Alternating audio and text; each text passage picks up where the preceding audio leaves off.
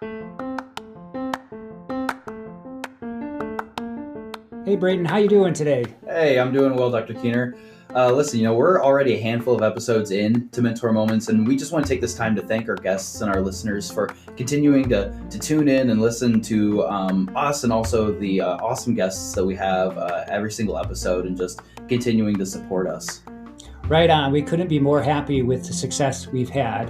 And just a reminder, Mentor Moments is a collaboration between the Missouri Rehab Association Eastern Chapter and Maryville University's Rehabilitation Counseling Program.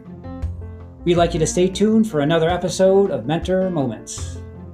The teenage young adult time is just so neat, and if you can take the time to listen to kids at that age, they have so much to offer, and they just want what everyone else wants. On this episode of Mentor Moments, we have Laura Weeks. Laura Weeks is a current graduate student at Maryville University's Rehabilitation Counseling Program.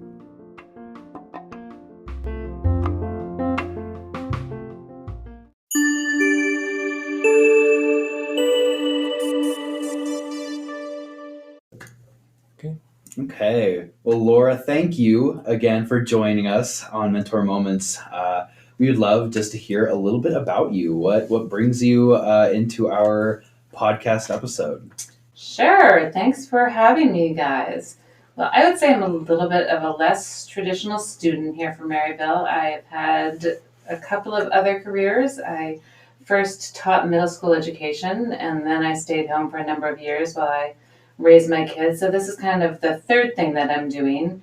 And as my kids got older, I started to realize that I definitely had to do something. I wasn't just going to sit at home and, I don't knit, but the equivalent of knitting for the rest of my life. And I thought about going back into education, but I really was drawn to the one-on-one. That was always part of teaching that I liked best.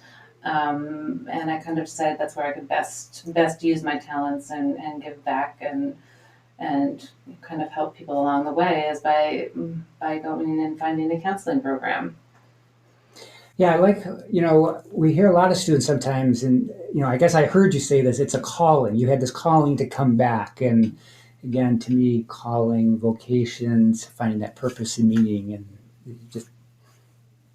Yeah, I definitely agree. And because I think I am a little bit older and it's not right out of college, I've had a lot of time to think about what I'm good at, what I can give back to you, what I'm not as good at, and really kind of tailor what I want to do at this point in my life towards what I know I can give. And that's kind of how I ended up here. And Maryville was really the first program that I looked at, and it ended up being the one that I ended up at, obviously. Some of it was because it is a program that's accredited, and that was really important to me. It also was close, which was practical concern, but that was important to me. And it just seemed like a very welcoming environment. The fact, like I said, that I'm older, it didn't seem to be an obstacle, and there's just a great variety of students that are here, which was a major draw initially. Well, we're certainly happy that you chose us. Thank you. You're doing awesome, by the way. Just being a student as well, I'm curious if there's any classes that have stood out to you in the program so far that have been like real game changers, or anything that you've has been really surprising or that you really enjoyed so far in the program. That's a really good question, actually. There are three, I would say. The family therapy class, I really loved the first couple of classes in, when Dr. B started talking about systems and how nobody exists as an individual. We're all kind of affected by those around us, and we affect them. It's kind of a light bulb moment. I was like, well, that makes so much sense. And individual in counseling, obviously, you can really help them, and that's great. But you have to take into consideration all the other forces and people and cultural influences in their lives. And I was like, oh, I get this now. So that was kind of fascinating. And then the group therapy class, I didn't realize that there was actually so much theory behind groups. I was like, you get a group of people together and they just kind of talk, but there's so much to it. And that's an area I'd really like to kind of explore more and have some more practice in. And then my research class, because research is not something I am naturally good at, and I've been quite a while since I'd taken math, like high school, which was a while ago. So I was terrified of that class, but it ended up being a really rewarding experience, and I did well, and it was very, very challenging, and it took a tremendous amount of time.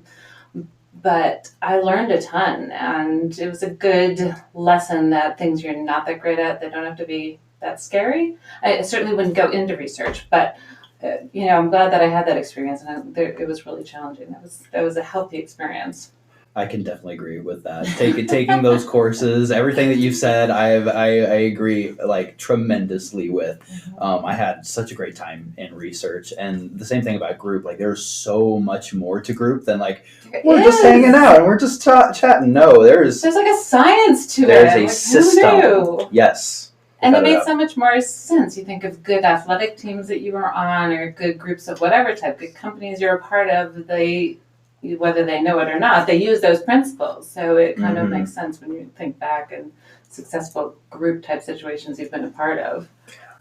Well, hearing that just kind of warms my heart here a little bit. And, yes. Full disclosure, I do teach research in groups, so and there's no, power differential here. They've taken group research. Forcing us to say this, yeah.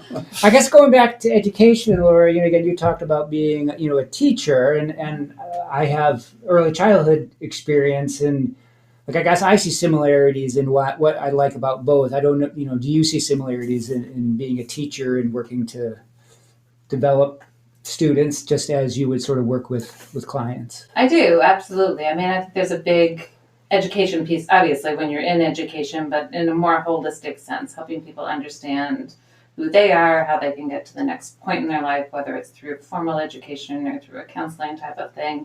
And just being able to relate to people, which I think is what education is about and what counseling is about, and what I really like doing. And I guess it's kind of where the switch in careers came as well, because I enjoy the teaching part, and English was my thing, and I still enjoy doing that, but I enjoyed more the personal connections, having kids come into my class after school and sitting down with them one-on-one. That was what I really, really loved the most. So that was part of switching focus a little bit. Right, yeah, just making therapeutic connections, right? The relationship factor, and, exactly. and then seeing change from that perspective. Mm-hmm. And I think the other thing, my first year teaching, I had a group of kids that were kind of the problem kids. It was 7th and 8th grade, and not knowing anything about what I was doing, I just kind of went in with like, great, we're going to do what I would do with whomever. And they, seeing the change in these kids who no one really thought we're going to do that great, and they're like, you can have them because no one else really wants them. And it was a great little class. They were all boys. I think there were like 8 of them, and they were kind of the troublemakers, but they did great in my class, and they were reading and they were writing, and they're not going to become poets or anything, but they enjoyed it. And they're like, I'm reading this magazine, and their excitement when you don't have expectations about what someone can and can't do was really neat to see. So I think that's something that I keep in mind counseling too. When I get to see somebody do something for the first time, and then the self-efficacy they get from it, that's what makes it so rewarding. That, right. Oh, I never knew I could do this, or I was never took pride in being a student, and now I see myself in a different light. Oh yes, I can write, I can read, I can do X, Y, and Z. Yeah, that empowerment piece is so huge, and I'm seeing like how it would translate over to like from a rehab counseling standpoint, like how that could carry over to, empowering clients maybe in the disability world, or in those cases, I could see how those skills would easily carry over to that, just empowerment and that autonomy piece for sure. Is there anything about you that has really helped you so far, just being a student, being a professional, anything that has like given you sort of like an edge? I think I've just had a lot of different experiences. Raising kids, and my parents are older, and just running into a lot of just different people through life, I think, is an advantage. Even though I'm new to the profession and I'm doing it formally, I feel like I've kind of been counseling varieties of people of all ages for a very, very, very long time, and seeing kind of not quite a lifespan, but a variety of ages and issues. I think it just broadens your perspective and helps me at least to understand, okay, I'm not going to judge someone who has a mental illness or a disability because there are all kinds and everyone has something to add. So I think the perspective is huge for me. Mm-hmm. And even in situations like during my practicum when I wasn't super confident about what I was doing, I could take a deep breath and be like, okay, I've seen a few other things that are different. I've been in situations that are challenging, and I can do something with this. I can be empathetic and understanding at least.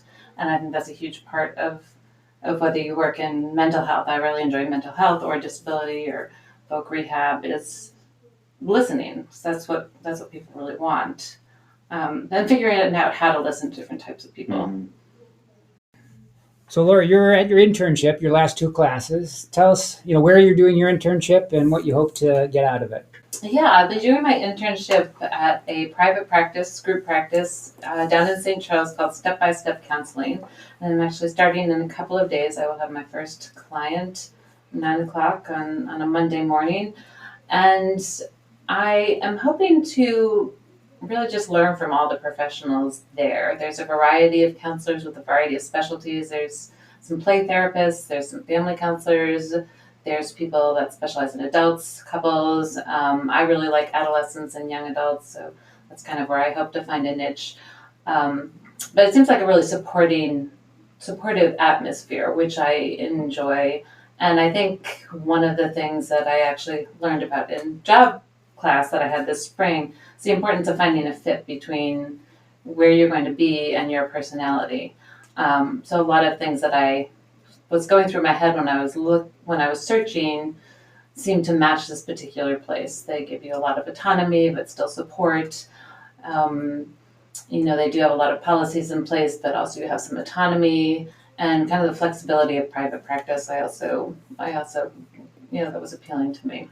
So yeah, work culture is something that is like, I had never even heard about like work culture until I started, the program. And now it's a question that I ask in interviews, or if I'm being interviewed for a job, I'm always asking, what is the work culture? What is the culture of the setting like? Because it's such a big piece. It's such a huge piece. Yeah. And I think it's super important to know yourself well enough that you know where you would thrive, because people are extremely different. And also a place where they can kind of make up for your weaknesses a little bit, because I'm not super great at paperwork and organization, but they have some systems for that already in place. So that's great for me. I can kind of rely on that because it's already in place and just do what I do well, which is the interpersonal stuff. So kind of knowing both your strengths and your weaknesses, I think can be really helpful in looking for a good fit in an internship or a job. Well, I'm pretty excited for you because, not only do we want our students to sort of learn the skill, so, do the private practice and learning the counseling there, but also, as Brayton, you were saying, just sort of understand the work environment and sort of, again, what you like or need or don't need. And, sometimes, when we graduate, we just want to jump at that first job with, it's the best salary, but yet the work culture isn't there. And so, again, we need to, you're interviewing them just like they're interviewing you at the site. So absolutely. Yeah. And I think that's a reason why also it's important to do your practicum and internship in different settings. So my practicum was a very different setting, which I really, really enjoyed, but just for me right now, it wasn't the right place and the right fit. Even though I love the work and I love the population and it's a fantastic place, it was very demanding, and it's just that's not kind of where I am right now. So taking what you learn from one experience and then saying, okay, this I liked, this I didn't like, and then trying to find something else that fits you a little bit better, I think. Well, you had mentioned it earlier, just the place, the life phase you're in, you enjoy the flexibility of being a professional rehabilitation counselor, that you could maybe work in the morning or in the evenings, the afternoons, or, again, that you really get that you have a job that really matches your life phase as well. Absolutely. Yeah, I think that's important wherever you are in your life phase. Yeah, so like speaking from somebody who also enjoys like working with adolescents, I'm completing my internship at Youth in Need. I'm curious if there's anything, working with adolescents that really sticks out to you, if there's any trends that you're looking to like learn more about. But I'm curious if there's anything, working with adolescents that has been like a big highlight for you that you enjoy so much. I don't know in terms of theory whether there's anything. I think I love adolescents and young adults because it's a population that so many people are kind of dismiss. So they're like, oh, it's just teenagers, or oh, we don't really have to. They're rebellious, and they kind of get a bad rap. But I think the teenage young adult time is just so neat. And if you can take the time to listen to kids at that age, they have so much to offer. And they just want what everyone else wants, to listen, to be listened to be heard. They need some encouragement, a little bit of confidence. And I just, I love the age. I always have. No, we can tell. No, I can definitely tell. Yeah. We all need an advocate in our corner, or support coach, counselor, yes. Yep. In fact, I'm a little more intimidated about working with adults in the private practice. That my first client's going to be an adult. I'm like, oh, I wish it was a teenager. Not that I wish, but I'm not quite as comfortable. I'm sure I will get there. It's good to have a broad experience, but it is funny when you really find something you're most comfortable at. Yeah. We'll need to have you back in a couple of weeks, right? So you can give the listeners an update, right? So one of the things, Mentor Moments is in conjunction with the Missouri Rehab Association Eastern Chapter, and just really this past semester, the Maryville student organization sort of joined with MRA to better do collaboration. But Laura, you reached out to us. I sort of wanted to get more involved. So why did you do that? What do you hope to gain for, being, a little bit more active with our student organization, and then potentially with the Missouri Rehab Association Eastern Chapter? Well, first of all, you guys are just such a professional, fun pair that I had to join in. I think it was a couple of things. First, the importance of just making professional connections, and that's important in any profession. And also, for me, I think it's a good balance because since I enjoy the mental health more, being exposed to kind of a broader, the broader array, or whatever the word is, in the profession, kind of the vocational rehab side, I still want to stay connected with that, because I think no matter what you do in the field, the vocational piece and the disability piece is extremely important, because you're going to have people that come in to a private practice that have similar concerns about jobs, mental health, disabilities. Everyone's been affected by that. And so staying connected with that is important to me. And I think for students, just having the support of an organization behind them a little bit, it is a resource that we should all kind of start to use more and be more involved with. Totally agree. We want to open this time up for you to share any kind of tips or anything that you would like to share as your mentor moment to our listeners. Yeah, that's a good question. I think a couple of things. I think, first of all, not to be afraid to kind of make a switch and do something different, even if it's a little bit uncomfortable at first. So it was definitely intimidating to walk in my first class, not having been in school for a while. And my first paper was somewhat of a nightmare to kind of get through, but you do get through it, and it's okay, and you can rely on the professors in this program. They're great. So to kind of go for it, whatever the changes you might be contemplating. And I think the other thing, which I mentioned a little bit before, is knowing yourself, both in terms of the academics and in terms of where you want to go. Because people are at such different stages, and I'm at a very different stage than you are, Brayton. And knowing that and understanding where you are and how you can fit in, I think makes the whole process of school and finding internships and jobs a lot easier. So I guess those would be my two things. I love that. I love the individual piece. You cannot compare being comparing to. There's no point in it. You can't do it. Everyone is on a different path, and I mean that applies to. I think we try to apply that to our clients, but it can be so hard to apply it to ourselves. So I really appreciate you saying that. Yeah, and being okay with that. Yeah. That someone's older, younger, this, that, or whatever, but realizing that everyone has something to offer.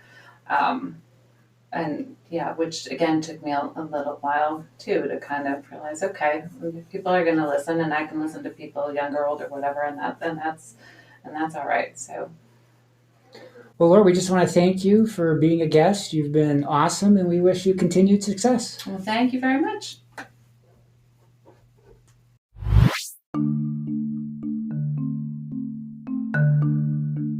So if you're listening to this, that means that you're listening to Mentor Moments. that means that you're probably listening on either Spotify or Apple Music, or maybe you're listening some other way. We just want to recommend that you continue to listen. Tune into some of our previous episodes and stay tuned. Subscribe to us because we'll have plenty more episodes coming your way as well. In addition to the podcast, we have 2 other ways for you to stay connected with the Missouri Rehabilitation Association Eastern Chapter and Maryville University's Rehabilitation Counseling Program. We are proud to announce the creation of a YouTube channel and a blog. Both the blog and the YouTube channel will have all things related to the Missouri Rehab Association Eastern Chapter and Maryville University's Rehabilitation Counseling Program. Check us out.